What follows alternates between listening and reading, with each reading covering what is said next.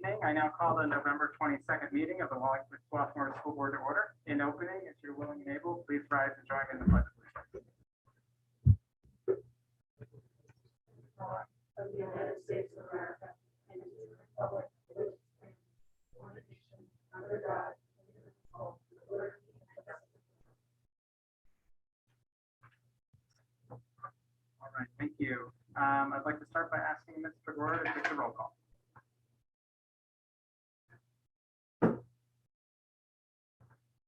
Mr. Russo? Here. Mr. Henry? Here. Mr. Stevens? Here. Ms. Black? Here. Mr. Sullivan? Here. Vogt? Here. Ms. Hoffman? Here. Mr. Kowski Smith? Here. Dr. Randy? Here. Mr. Berman? Here. Dr. Marseille? Here. Ms. Larson? Here. Dr. Randy there and I voting members present. All right, thank you, Ms. Pagora. So we will, as usual, start with our student representative report. Coordinating weekend. Finally. I, along with many of my peers, have been exhausted from everything that's happened this month. And we're excited to finally have a little bit of breathing room. Thanksgiving isn't just a holiday to take a breath and relax. It's about giving back to the community and recognizing our privilege. I saw a lot of that over this past month at high school. I even helped try service projects in the community to help out with. During the cancer drive, we collected 2,329 food items and $1,308. It was amazing to see everyone coming together to give back to the community. Additionally, the student council brought the student body decided posters to show our friends at Lower Marion our love. Their principal recently passed away. And to see everyone come together to show them support during tough times is truly inspiring. I'm extremely grateful to be a part of this loving community. I know that no matter what, the students will come together to do what's right. Moving on to the district championships. The championship game will happen this Friday at Ruston. Make sure to cheer on the Panthers. Also, congratulations to the cast and crew of Tartuffe. I got to see the show on Saturday and it was incredible. The set was beautifully designed and the actors were absolutely phenomenal. Our school is filled with so many talented people, and this Thanksgiving, I'm grateful for all my peers who are always there for each other and our community, for the teachers and staff that cultivate our learning, and the school board for making all of this possible. Thank you. Thank you so much for that great message. So let me hand the baton over to Dr. Marseille for our superintendent's report this evening.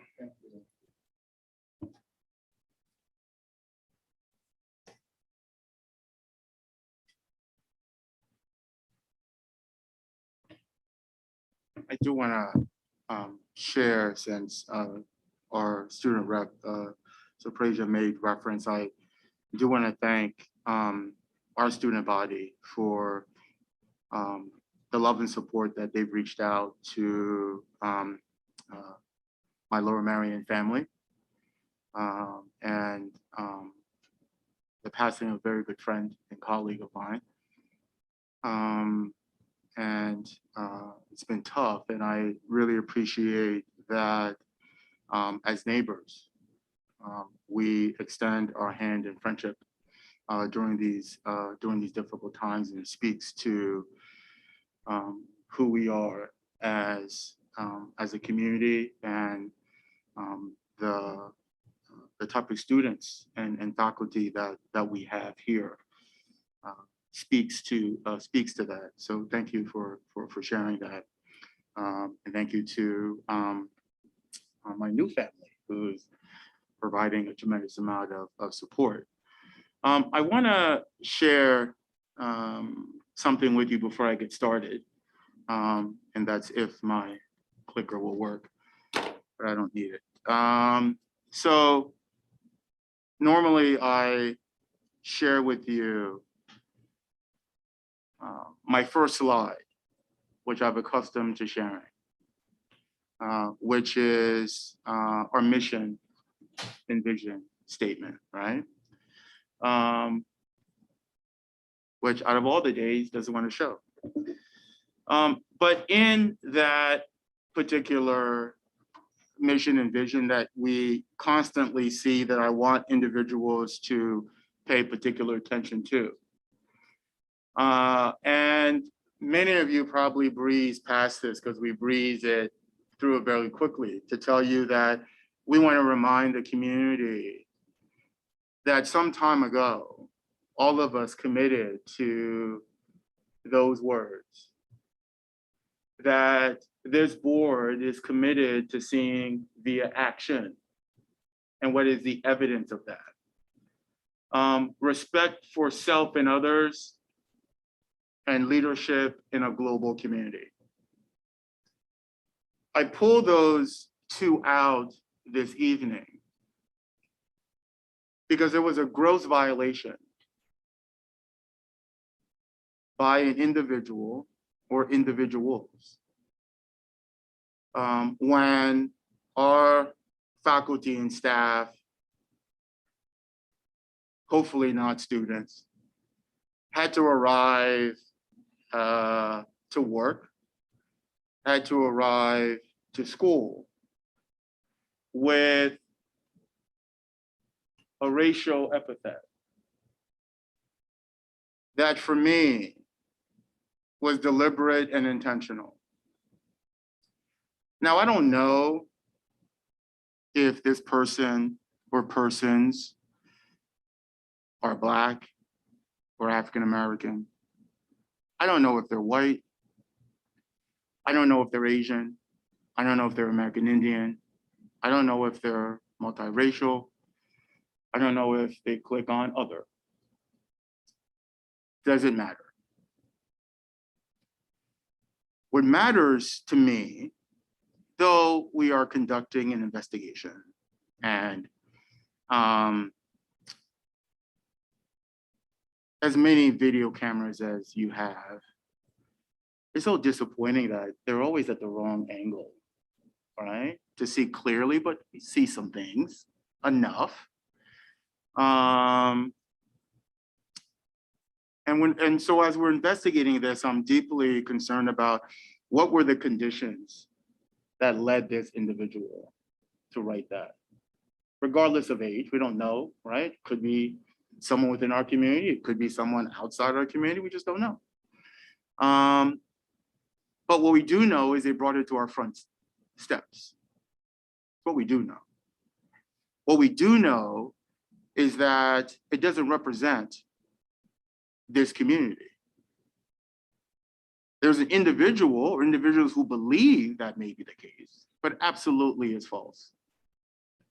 And that word was chosen to incite trauma and anger, because why else would they choose that particular word? They could have chosen any other word to write, though those words are inappropriate too, I'm assuming, with the limited vocabulary.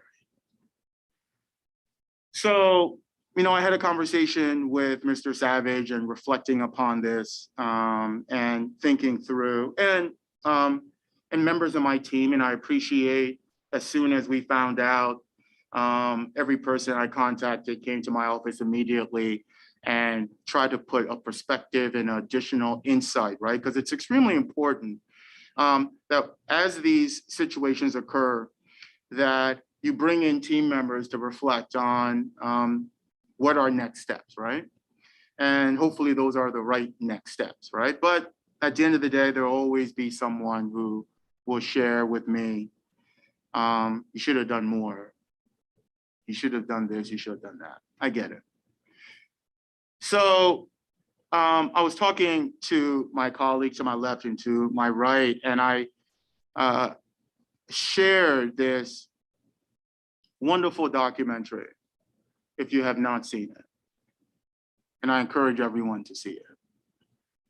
And it's by a Haitian filmmaker. And it is a 2016 documentary. And it's called I Am Not Your Negro. For those who don't know the literary works of James Baldwin, will begin to be one of my favorite authors, which I have found much later in life. Civil rights icon in his own right, which many people do not know of that aspect of his work or his literature, which I would recommend that be part of reading before an individual receives a diploma from this district. I've been to some high caliber school systems, both public and private, where that is a staple in terms of understanding the perspective of different civil rights leaders. And I don't want to spoil it for you, but it's a powerful documentary. And it's really about unfinished work prior to James Baldwin's death in '87. And James Baldwin was collecting, had a number of manuscripts that he was writing. And he wanted to think about the civil rights movement through the lens of three pivotal assassinations. Medgar Evers, right? It's one name we know as we study civil rights. Malcolm X and Martin Luther King. And it's a 2-hour documentary, at least it felt like that for me. I was lost in it. And there's a piece in there that speaks to this moment about this word and why it was constructed. And that that word is not our word. That's why the title is I Am Not Your Negro, right? Someone had to develop that word. They needed that word, right? Because it says more about them than it does about the individual that you're throwing it at. So as we develop and strengthen our community, I want to say that the reason why I spent some time reflecting, because if you're gonna do something, you better do it right. And individuals who've been knocking on my door about this work, which I respect, is that, and this is why I want everyone at the table. So this is why when I had my first DEI, diversity, equity, and inclusion meeting, which we have a committee, which I've shared publicly, unapologetically, that this work should never be reserved for 30 to 40 people. What it should be is the work of everyone. Hence the reason why I encouraged and said the structure of the organization needs to significantly change. And that if you're going to have these conversations, everyone should be having these conversations. If you're going to have strategy, everyone should be involved in the strategy. Hence the reason why that my proposal, though those may who not like it, about developing culture proficiency equity leaders in each of our buildings, having teachers who are ready, willing to participate and lead that conversation. Some who are ready to do that, others we will provide the training for that. And have periodic meetings where you invite members of your community, not just 10, that somehow had to fill out an application, no disrespect intended. But I've done this work long enough to know that everyone needs to be part of it. And that's the collective solution. It is not a Wagner-Marseille fix. It is not board of school directors fix, all right? We're part of this entire equation. So is everyone who is in this audience and those who are watching. Hence the need for it to be developed in each and every building. And you need the appropriate infrastructure in order for it to be sustainable, to be viable. What I would hate to see is in my transition, whenever that is, not building a strong enough structure that as soon as there's a administrative shift at the highest level, all of a sudden priorities shift and they turn. And I want to tell you, I've seen that happen in a number of districts. I can't allow that to take place, which is why I'm trying to be intentional in developing those individuals, identifying those individuals, and bringing everyone to the conversation. But it's also important as we're building culture proficiency, equity, leaders, teacher leaders in our buildings, is that we develop students as well. And what I want to be very clear with parents that we're trying to help your child understand what it means to live in an inclusive community, what it means to disagree respectfully.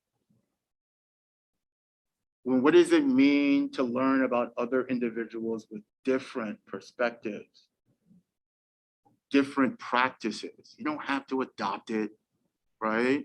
Get this idea about indoctrination. I don't know where that's coming from. Not my cup of tea. Don't know where that word is, right? I want my daughter to understand that there are children who don't look like her, who come from different backgrounds, and that she needs to understand to some extent those backgrounds and be okay with that. That's it. Because we said we want respect for self and others. That's what we said. We also said we want leaders in a global community. That's what we said. So there are fundamental things that have to be done if we are to live up to those particular ideals. And it's not that the other two, active engagement in learning and the pursuit of excellence, don't apply here. I'm pulling out those two as it relates to this particular moment. So we will not get deterred. It's unfortunate. It's not the first time. I've been here since July 1st. I have been made aware of particular languages that are used. This is the most egregious because this person, it's not whether I said it, I didn't say it. I only said it to one person, so you can't. It's my word versus this person's word. And the investigation is like, okay, what really happened?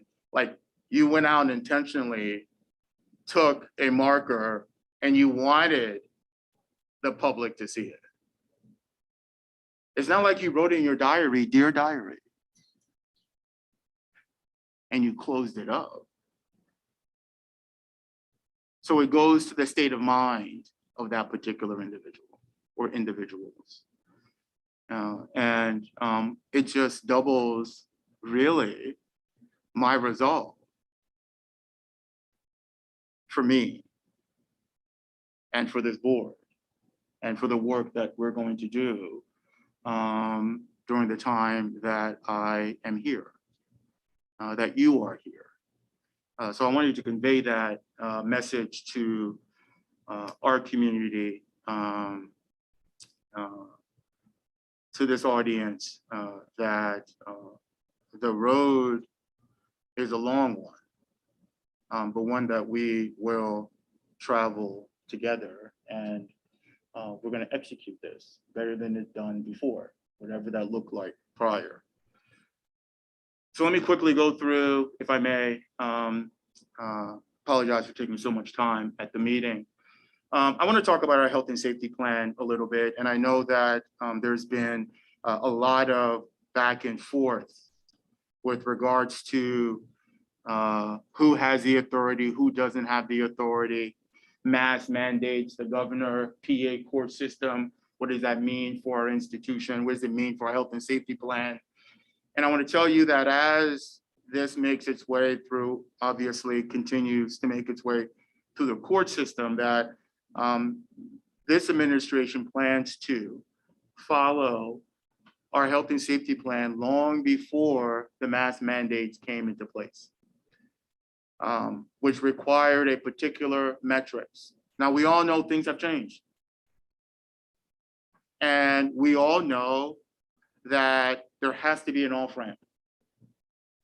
I understand that, but I want to do that safely. And I think that the time is nearing for us to begin thinking differently about the direction in which we're going to go. We are very fortunate for those who do espouse and believe, and that's fine if you don't. You're still my brother, you're still my sister, with regards to the impact of vaccination and seeing how that is helping, and that now vaccination is readily available. That as we move into the December months and open in the new year, I do want to come back to this board and to this public at our next legislative meeting before we go to our winter break. And I want to share, my team wants to share what we like to propose to come into the new year. And I think we'll be in a very different place than we were before, but it's much more of a gradual release. And I look forward to the dialogue. I look forward to the questions in terms of our thinking, but we do want to be clear that we're in a position where we can begin to think differently because we have sets of information that is very different today than we had previously. So I will be bringing that to the board, to the community for reflection. Some traditional numbers that we've shown before this is just our reminders of where we are. Oh, talking about reminders, I'm getting emails and I want to respond to them. So I hope you're listening, because I know somewhere your email is buried. So I hope you are listening, right? I told my my colleagues, please, if you need something, pick up the phone and call me, right? So I told my parents, call me. Getting an email there's like 10,000 of them, right? And when I spend Saturday and Sunday thinking that I caught up, there's another load waiting for me that Monday. But I want to share with parents who have emailed me with regards to their concerns, and let them know that we are being deliberate and intentional in trying to find ways to move in a healthy direction, as everyone is really tired, right? And for a number of reasons. So here's our vaccination percentages. You see that it keeps moving a little bit. We're hopeful that when we have those who are willing to get vaccinated, it's extremely important that we get up-to-date information. I want to respond to those who've been having difficulty with PowerSchool and loading that. We don't want that to be a barrier.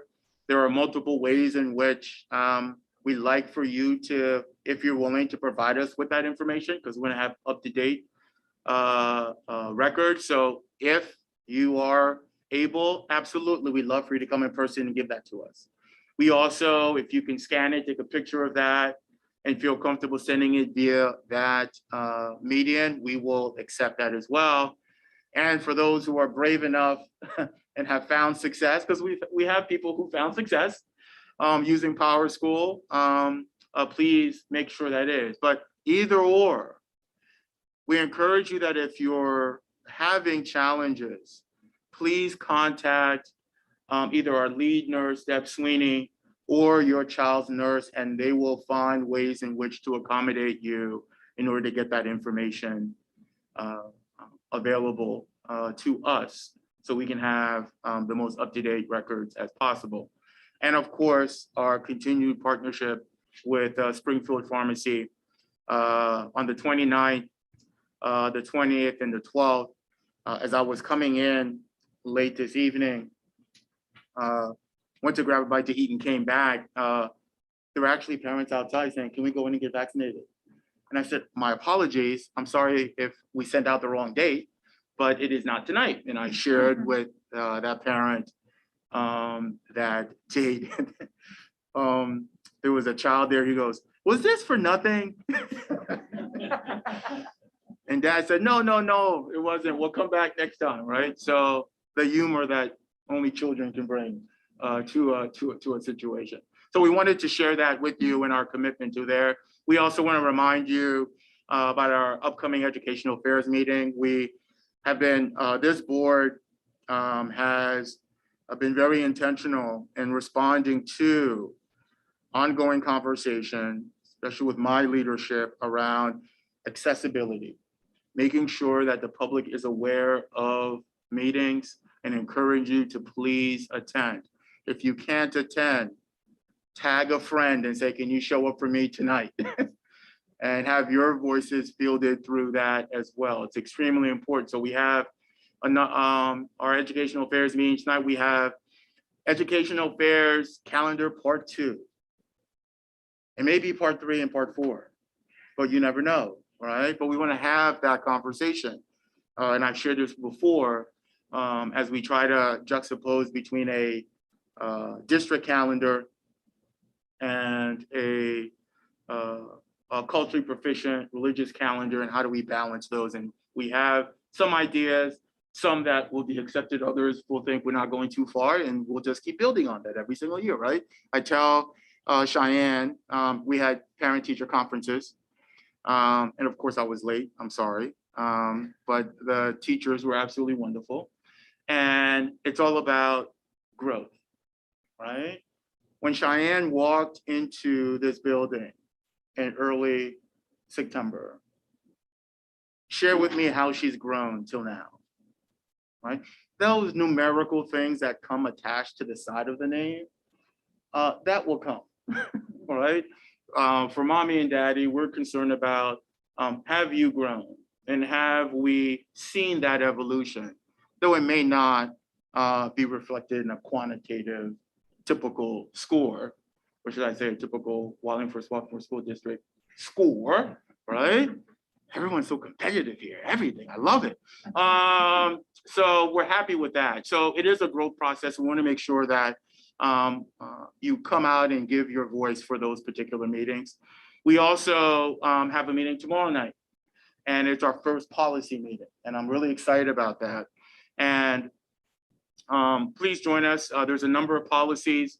This took a little bit longer than I anticipated because there was so much information I need to find out on the back end about what was done before the process. I have tasked my HR director to lead policy meetings. Obviously, I'm at all of our committee meetings as well. Since Dr. Ethan A. Glidle just started, where I will be leading the next couple of policy meetings. I'll give him an opportunity to kind of learn the lay of the land, for lack of a better term, and then I'll pass over the baton, and Dr. Sandberg will co-chair with him as well in terms of supporting that. So we encourage you, if you're able to come tomorrow night to that meeting. And then a number of updates around what's happening, important calendar reminders. This is the season, and this is my favorite holiday break. I've appointed myself as the chef in the family. I don't know if anybody else has appointed me, but I am. So this idea about prepping and getting ready for a feast is absolutely phenomenal. Reminds me as a little kid when my mother would put us in a corner, and we would have to like take out the dry beans and wipe them out and rinse them. You know, it's part of the Haitian culture. Kids do all the manual labor. Right, so Cheyenne doesn't believe in that.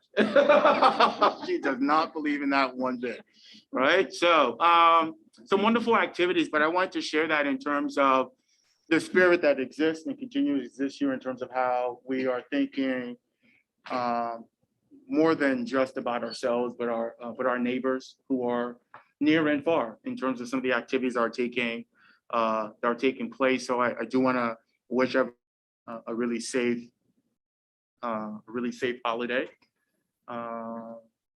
and enjoy the family and friends. That concludes my report, Dr. Monday. Thank you. All right, thank you, Dr. Marseille, for those words, including your words at the beginning about this incident that we experienced as a district. I think our board stands behind those ideals that are in our mission and look forward to doing this work with you. I did want to, under board announcements today, say a few words. I have one specific announcement and then a few other comments, but the board did meet in executive session prior to this meeting to discuss specific personnel. But I did want to just take a few moments to piggyback on some comments from Dr. Marseille this evening. This is our last meeting as a board before our annual reorganization meeting in early December. And so I did want to share a few messages and thoughts. First is that we will soon say goodbye to two of our board members, Amy Caruso and Matt Sullivan. And I just want to take this time to thank both of you for your service. You both have made incredible contributions to the board, and we really are deeply appreciative of that. And I've said before at meetings, the district truly needs people who are willing to volunteer to serve in these roles, and we certainly owe you a debt of gratitude for stepping forward to do that. So thank you. Second, I wanted to mention as we move to our reorganization meeting, it is a time when we start to think about planning for the next calendar year. It's a time when we determine new roles on the board. We'll welcome a couple new board members at the time. And I would like to just share a thought with our board here and our community as we plan our meeting calendar for next year. So as Dr. Marseille just mentioned, we've moved toward a much more robust committee structure. We have our standing committees of finance, facilities, policy, educational affairs are all now meeting on a monthly basis. And these committees are the place where the board is doing a great deal of our work and the heavy lifting as it relates to work with the administration. It is a time when the board can deeply engage in that work with the administration.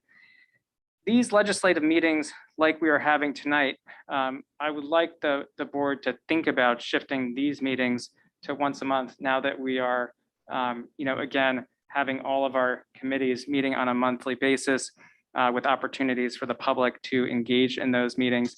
That is the model that most other districts follow. We are somewhat unusual in the sense that we have two of these legislative meetings a month.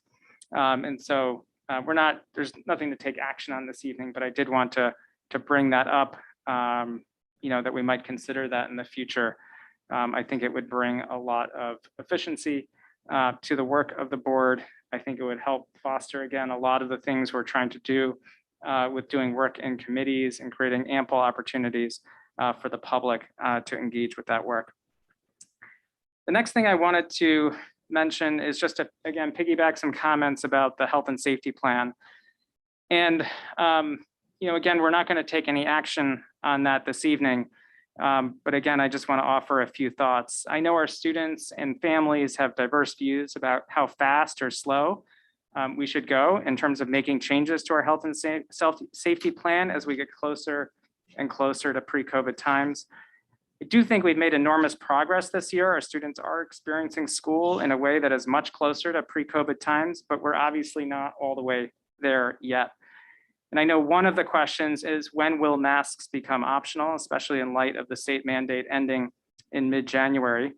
It's not an easy question to answer, but I do want to offer a few thoughts. Again, we're not taking any action on this question this evening. But in my view, we have several goals in mind as we look ahead to modifications. I think first and foremost, the thing that we've said all along is that our number one goal is to keep kids in school for in-person learning. And whatever we do, we certainly don't want to compromise that goal at all. On the other hand, we should move toward relaxing measures as soon as feasible and safe so the school experience can get back even closer to pre-COVID times and find ways to gradually make that transition. But we do need to prevent uncontrolled surges that could create severe health issues among our students and families in our schools and in our community. At some point, masks will become optional. The very difficult question that Dr. Marseille mentioned is exactly deciding when that should be. We do need off-ramps. Masks can't stay on forever. Back in our original health and safety plan, we had a trigger for masking based on the CDC's cutoff for substantial transmission. That rate is 50 per 100,000 over a 7-day period. We've been a little more than double that for quite some time this fall. In my mind, Dr. Marseille mentioned some things have shifted since August. One is that the relationship between case counts and hospitalization and death rates has changed as vaccines have become more widely available. Vaccines have had a dramatic impact on the likelihood of severe disease. So if a given case count now leads to far fewer cases of severe illness, it means we might think about changing the thresholds to relax certain requirements or change thresholds or metrics altogether.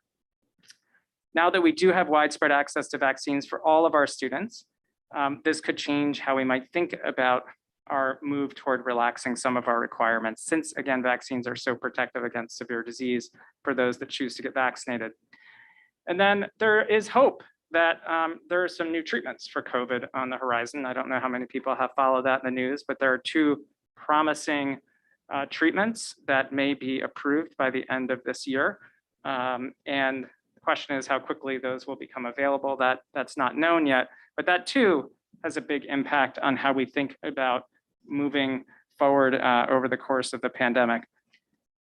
But like all COVID conversations, there are a few factors that we should pause about too, and make us not want to go too fast in making change.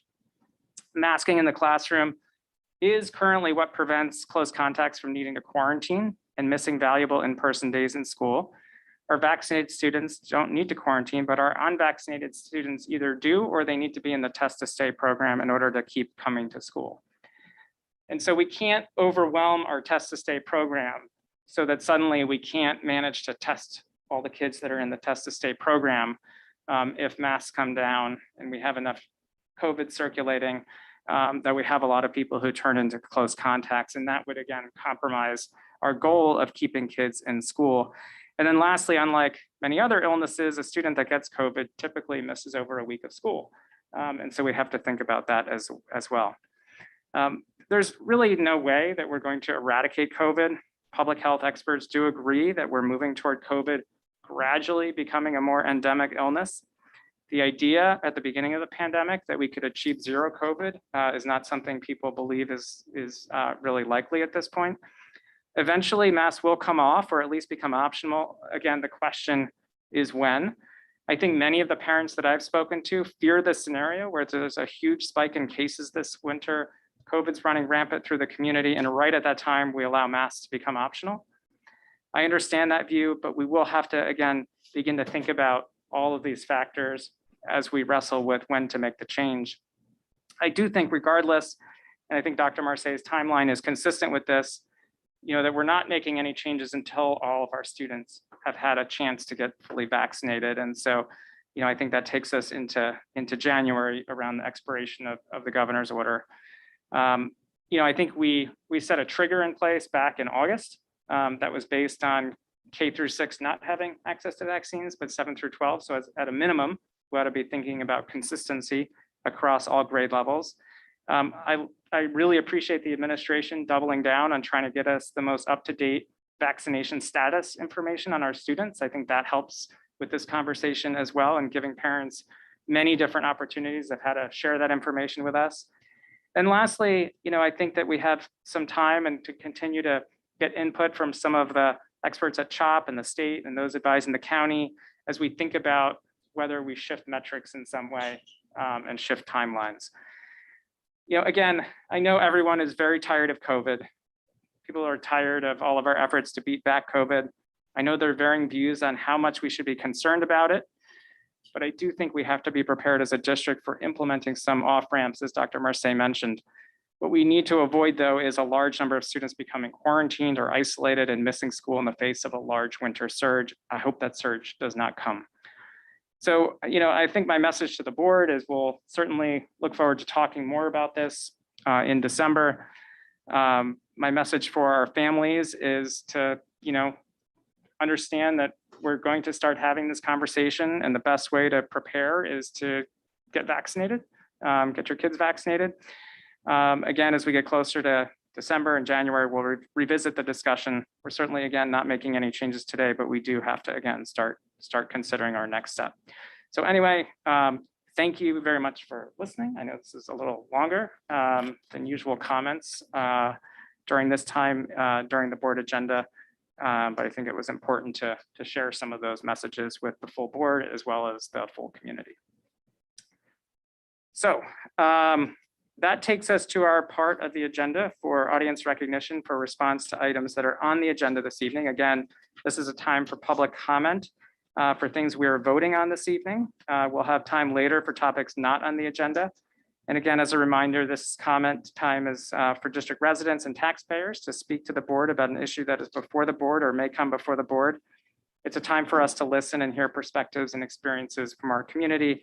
And again, while we can't answer questions at the meeting, there's always an opportunity to follow up after the meetings if there's a specific question. And again, in public comment, we ask people to stick to a 3-minute time limit, and we'll make sure to give you a 1-minute warning after 2 minutes has elapsed. Is there anyone who has a comment for an item on the agenda this evening? Okay, so seeing none, we will go to our first item for action, which is approval of the November 8th regular business meeting minutes, and I so move. Do I have a second? Second. Thanks, Matt. Any discussion? All right, Ms. Begora, can you please take a roll call? Ms. Caruso? Aye. Mr. Henry? Aye.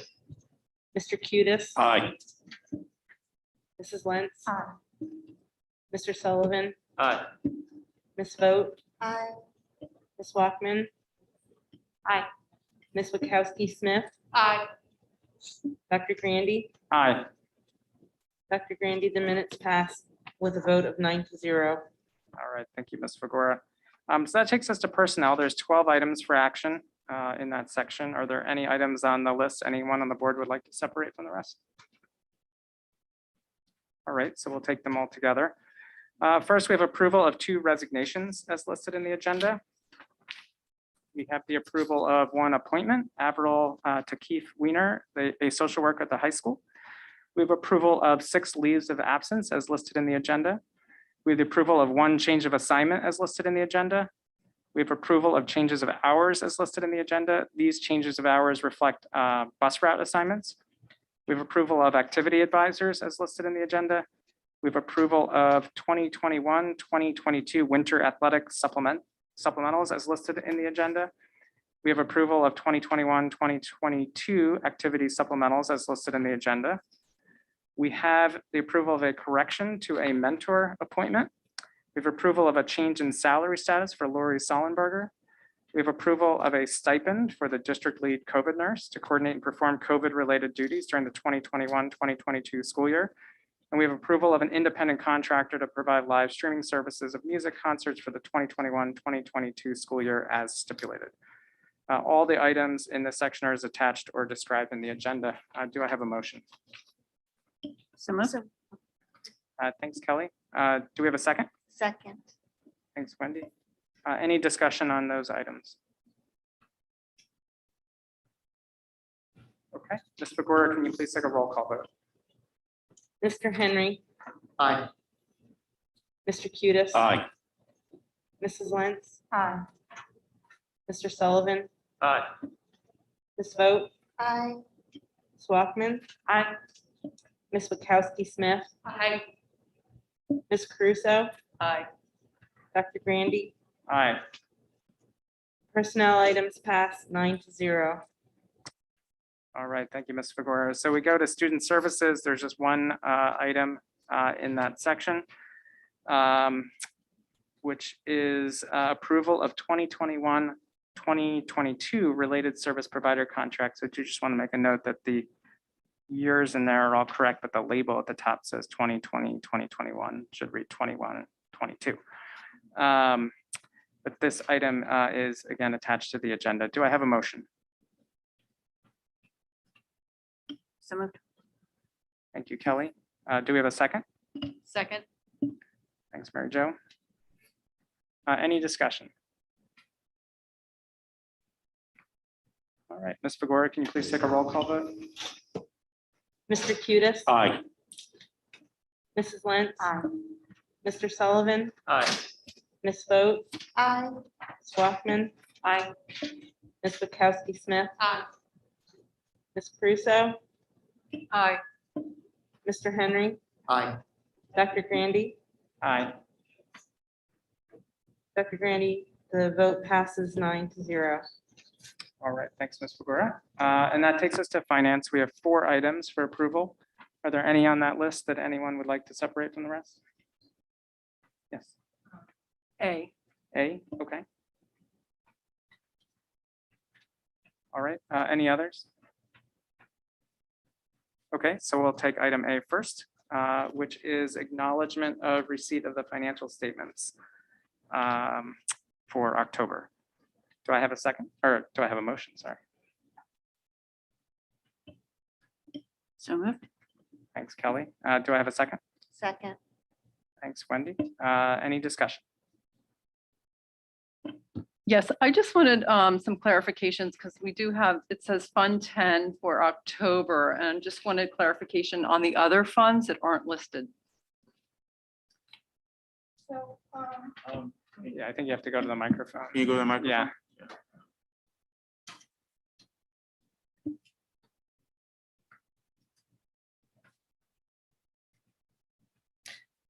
So we have had a backlog of work in the department, and we had to come current this month with July, August, September, and October.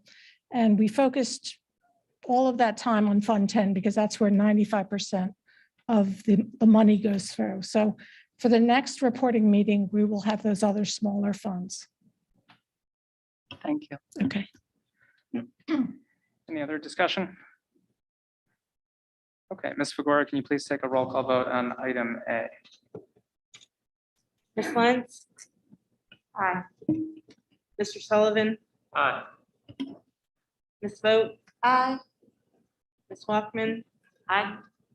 Ms. Witkowski Smith? Aye. Ms. Crusoe? Aye. Mr. Henry? Aye. Mr. Cutis? Aye. Dr. Grandy? Aye. Dr. Grandy, finance item A passes 9-0.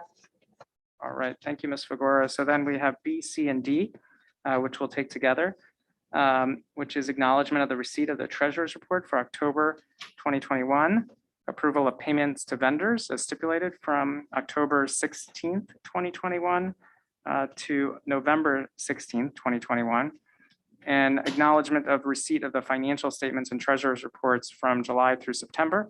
Again, as Ms. Martin just pointed out, these reports were delayed due to staff transitions in the business office, but we have them now today. So all items in this section are as attached or described in the agenda. Do I have a motion for items B through D? So moved. Thanks, Amy. Do I have a second? Second. Thanks, Kelly. Any discussion on those 3 items? All right, oh, go ahead. Oh, you're very anticipatory. Yeah. Ms. Fagora, can you please take a roll call vote? Mr. Sullivan? Oh, it's me. Aye. Ms. Vogt? Aye. Ms. Walkman? Aye. Ms. Witkowski Smith? Aye. Ms. Crusoe? Aye. Mr. Henry? Aye. Mr. Cutis? Aye. Ms. Lentz? Dr. Grandy? Aye. The finance items pass 9-0. All right, thanks, Ms. Fagora. So that takes us to audience recognition for response to any other topics that are not on the agenda this evening. I won't repeat what I just said earlier. Is there anyone who would like to speak to an item not on the agenda? Yep, go ahead. So just as a reminder, name and the name of the street that you live on, and then we'll give you a 1-minute warning when you get to 2 minutes. Good evening, school board. I'm Robert Cristaldi of Putnam Boulevard in Wallingford. Once again, I want to discuss the mask mandate in our schools. I was disappointed to see it was not on the agenda for this week's meeting. 3 weeks ago, the Pennsylvania Commonwealth Court ruled the mask mandate was null and void and unenforceable and would terminate. And last week they ruled it would terminate on December 4th. The courts have made it clear the authority that was wrongfully taken from you will be handed back. And now that authority needs to go back to the parents. Since August 16th, the district has been heavily limited by the 50 per 100,000 case threshold set over 2 weeks of time. As far as I'm aware, no science was cited for establishing the threshold so low. I did the math, and at that threshold, even a dozen cases across the county of 600,000 people would mean that we would have to wear masks in our schools. This means we'd be wearing them forever. Except for Philadelphia, COVID cases in Delaware County are the lowest per capita in the entire state. I'll be the first to say it. COVID-19 is now endemic and the pandemic has ended. Therefore, the mask mandate must end and we must accept the endemic risk of COVID-19. The only way to never fear COVID again is to test positive and survive. There is almost no risk of death for children. And in the last 19 months, only 10 to 20 kids without pre-existing conditions have died in the entire country.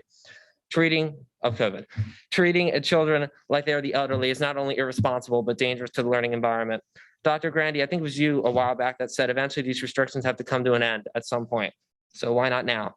The motion for universal masking was originally proposed after public comment had ended on August 2nd, and the parents were never given the opportunity to comment on that mask mandate, which is quite suspicious if you ask me.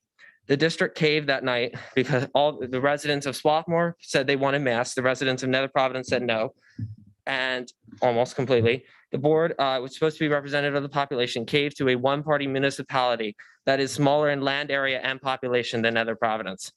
Finally, I don't think the board understands how this feels to parents. I'm not a parent, but I can imagine how it feels. They had a personal medical decision robbed from them without any answers. Some of you are parents, most of you are, and how would you feel if somebody just walked into your living room and said, I have decided what's best for your children? I really like an answer on that one, and our district, we're owed an answer. Secondly, or finally, how is this compassionate? How is taking a decision that should only be made by parents compassionate to anybody?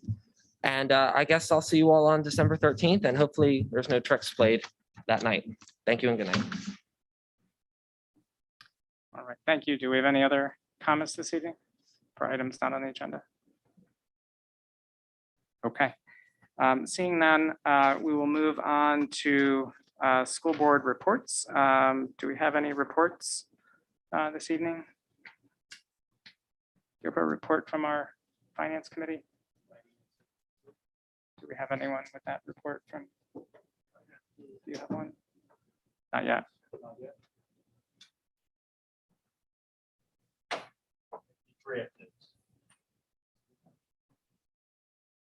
Should we wait till the next meeting for a formal?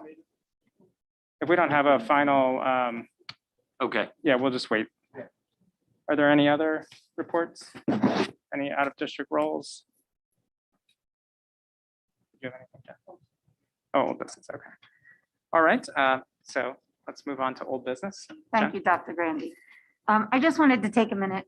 We've seen a lot of people leave this board at different times during the past 2 years. That's how long I've been on the board, so that's what I will speak to. But, you know, tonight we have 2 people leaving the board, and I want to take a moment. It's become kind of a regular thing for us, but it's a really big deal that we've had 2 people serving, and that when we get together again, they're not going to be part of the body of our board. And so I just want to take a minute to say that while it hasn't always been pleasant and it hasn't always been fun, You told me it's been fun. it's actually rarely pleasant and fun, but I'm gonna be honest. What makes these 2 people different than I think everyone else that's left before them is that they also signed on to serve while the pandemic was going on. Excuse me. And that's a big deal. I'm not so sure. I think it's really admirable, and I'm not so sure I would have made the same decision based on the climate of our community, sorry, and of our country. So I just want to stop and take a moment to say I've enjoyed working with both of you, Matt and Amy. And I thank you for serving during such difficult times, and I wish you luck in whatever you're doing next. So thanks a lot, and we will miss you. Thank you. Thank you. And actually, I'll follow that just by saying it's really been an honor. It's been an honor to serve the community, to work with our amazing teachers and our dedicated administrators here, and a privilege to serve with all of you on this board. I'm really proud that my kids get to grow up in this district and attend these schools. And I really look forward to seeing where this board and Dr. Marseille take us next. So thank you. Thanks, Matt. Thank you. And I also wanted to thank this particular board for the opportunity to serve the greater community. As you know, I've been very actively involved in the district for many years, and I continue to do so after this next week's official role. And I'm looking forward to continued intentionality and public contributions that we can make collectively together. So thank you. All right. Thank you again, Amy and Matt. Any other old business? Okay. Do we have any new business? All right. Before I bang the gavel, I just want to again say to everyone, I hope everyone has a chance to enjoy a happy Thanksgiving with your families. As we heard before during our student report, I think our students are looking forward to a chance to unwind a bit. And as I look to my right, Dr. Marseille, I hope you have a little bit of a chance to unwind as well and have a great Thanksgiving holiday, as well as everyone else on this board. So with that, this meeting is adjourned.